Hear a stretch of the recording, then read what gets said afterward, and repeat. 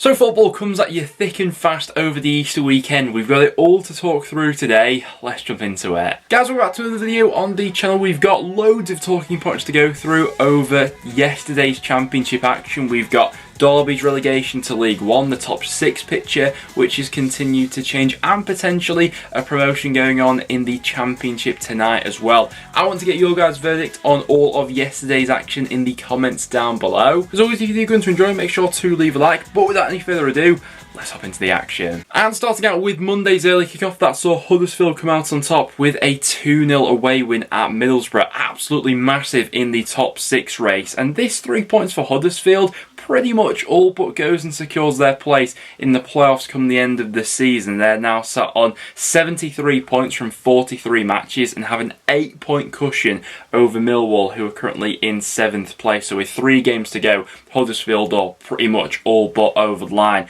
Once again showing their set piece threat. Naby Sarr with the opening goal went quite close just before that with another set piece threat, and then Jordan Rhodes rolling back the years in the second half with that terrific finish in off his left foot.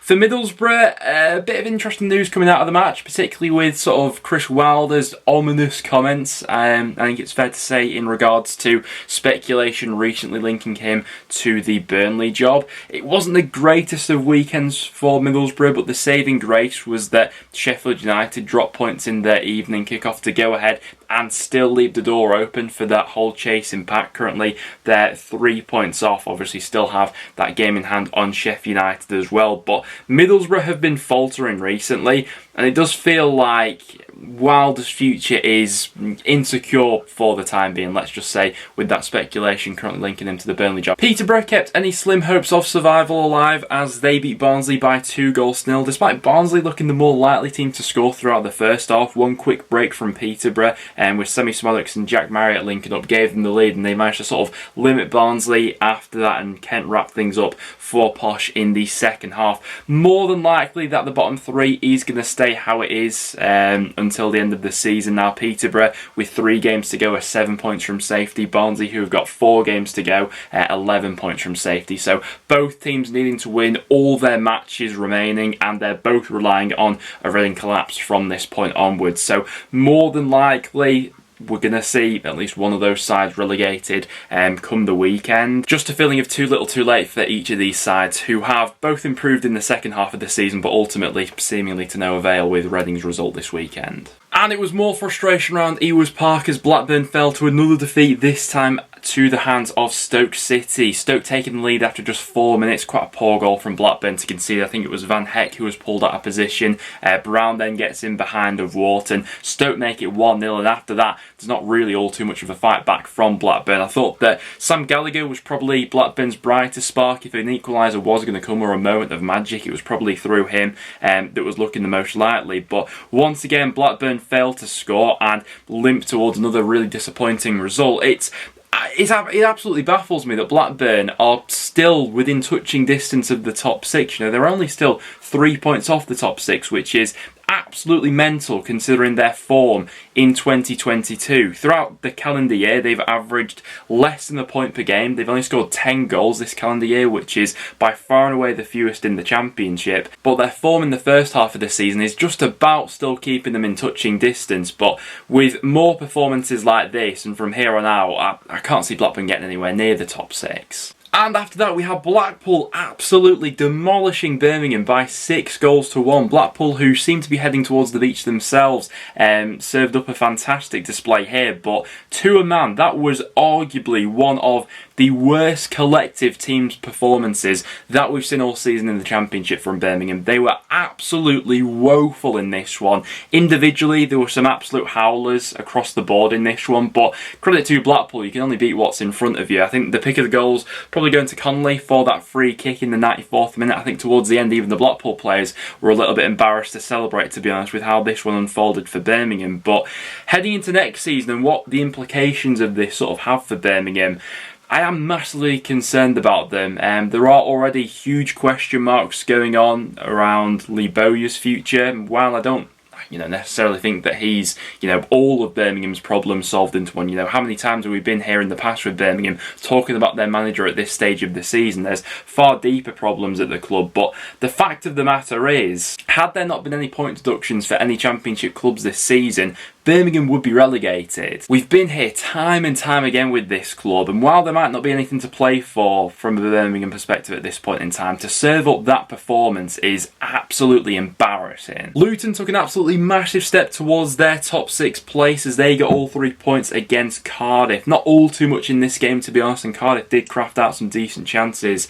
Tommy Doyle being the creator of several of those, but Luton's moment of magic came from a Robert Snodgrass cross into Cornick, and he finished off well to give Luton all 3 points. And credit to Luton, because heading into this Easter weekend it felt like maybe they were just running out of steam at the vital point of the season, but in 2 really quite tricky matches, away at Cardiff and home against Nottingham Forest, they picked up 6 points from those 2 matches, and they've now got a 6-point buffer over Millwall, who are in 7th place at this point in time, which I think is absolutely massive going in to the final 3 games of the season. And I'd also say that they've got 2 pretty winnable games, Luton, at Kenilworth Road as well. So Luton look bang on now for a top 6 place. For Cardiff, just wasn't to be, and it was that moment of magic which won it for Luton in the second half. Bournemouth took a big step towards automatic promotion as they got past Coventry by 3-0. It was a bit of a weird game, to be honest, because for a lot of the first half especially, it was Coventry who were the team on top, crafted out some brilliant chances, but how many times have we said this about Coventry throughout the season? Just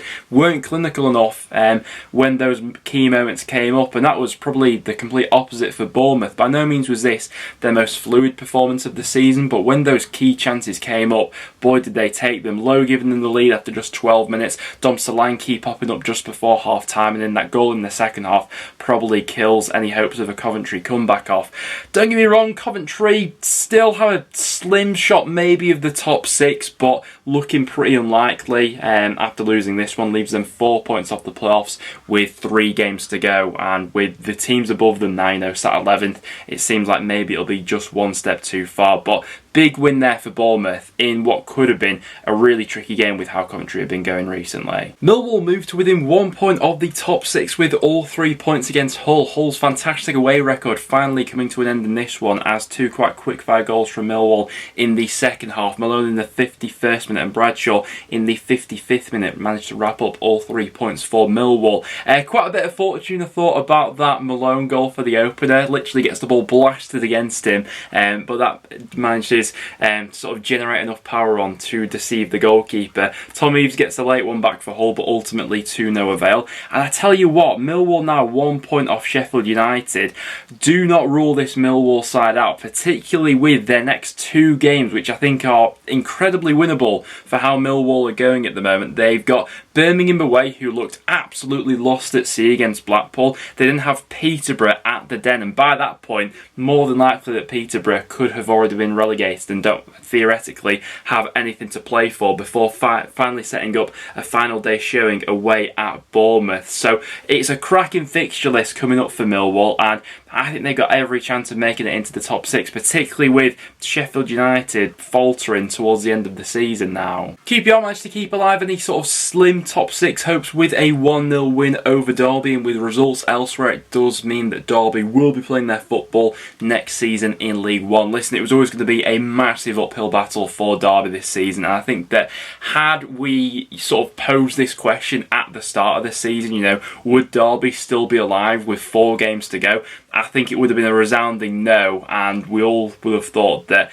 this would have been confirmed much sooner. But Derby have given it a valiant effort this season, but ultimately 21 points was always going to be a bit of an impossible task to go ahead and overcome, and realistically it was probably that away form which has ended up costing them in the end. But Luke Amos's winner in the 88th minute. Derby can now get into a process as well where they are starting to properly plan for next season in League One, which by no means is going to be straightforward with the current predicament they find themselves in, but they at least have the comfortability of having a little bit of stability heading into next season in League One, albeit it's going to be another real uphill battle for them. For QPR, it means that they're currently sat 10th in the table on 63 points, so 3 points away from the top 6, so still alive, albeit maybe a bit improbable with their spotty form recently, but they've given themselves every chance going into these final 3 matches. And next up then to Reading for an 8-goal thriller as they drew 4 apiece with Swansea. It's hard to do any sort of real analysis on this game because this was just peak Championship football really. Reading taking the lead after just 3 minutes,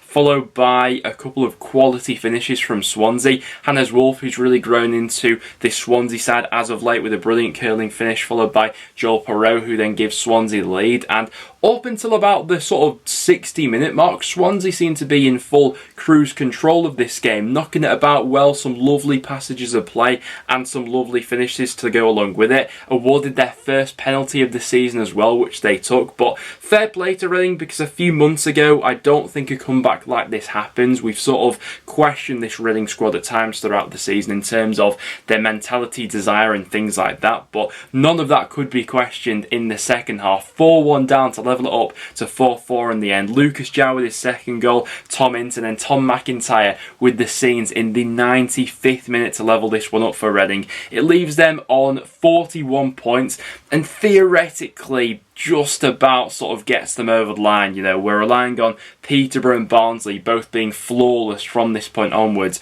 and Reading losing their remaining 3 matches. So you'd think that that goes ahead and all but all secures Reading's place in the Championship next season, but what a game of Championship football this was. And we had Sheffield United leaving the playoffs door open to the teams behind them as they could only pick up a point away at Bristol City, finishing 1-1 in this game. Now, once again, it certainly wasn't the case for Sheffield United that they weren't crafting out opportunities and having some decent passages of play throughout this one. You know, for the first half, they were the better side, got into some decent areas, but evidently so, this is a team who is missing, you know, their 4 main strikers at the moment, all through injury, and that was seriously rearing its head in the first half. They were sort of going with Morgan Gibbs-White and Ilman Ndiaye off the front. Ilman Ndiaye himself had a brilliant opportunity to give Sheffield United the lead, but sort of squandered that chance, and then start of the second half, can't start out much worse for Sheffield United as Semenyo and Martin combine for that Bristol City opener. Doesn't take them all too long to get back into this one. Gibbs-White with the equaliser. Any one of that sort of Sheffield United attacking quartet that's going to come up with a moment, Gibbs-White is capable of delivering that, but by no means can he do this all by himself, and the winner just wasn't coming for them.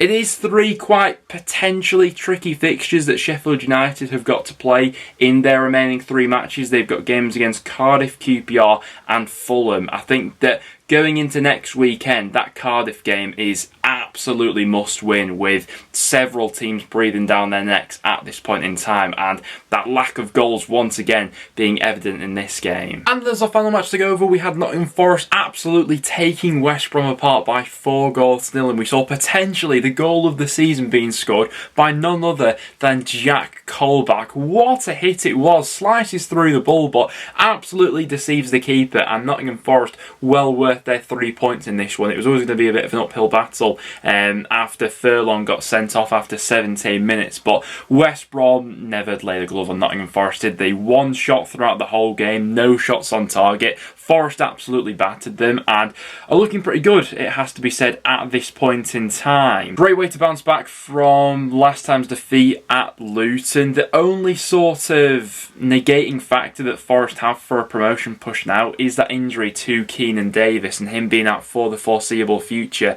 Sam Surridge does seem to be a better fit, to be fair, into this Forest side than he was at Stoke in the first half of the season, but Keenan Davis, I think, has added a new dynamic to this Forest side in the second half of the season that they'll definitely be missing over these next few matches. For West Brom, really poor showing. No surprise really that off the back of this we're seeing a few links to Sean Dyche, which I think are interesting. But there we have it, guys. Those were all the Championship matches which took place yesterday. I want to get your guys' views on everything in the comments down below. We've got another Championship game going on tonight as well. Fulham could be promoted. I'm going to be hoping that it's not going to happen tonight, as obviously I'll be cheering on North End, but should be a fun game nevertheless. As always, make sure to get all your views in the comments down below. Do leave a like if you did go on to enjoy, and make sure to stay tuned for some regular Championship content. Apart from that, guys, thanks for watching, and I'll see you all in the next one.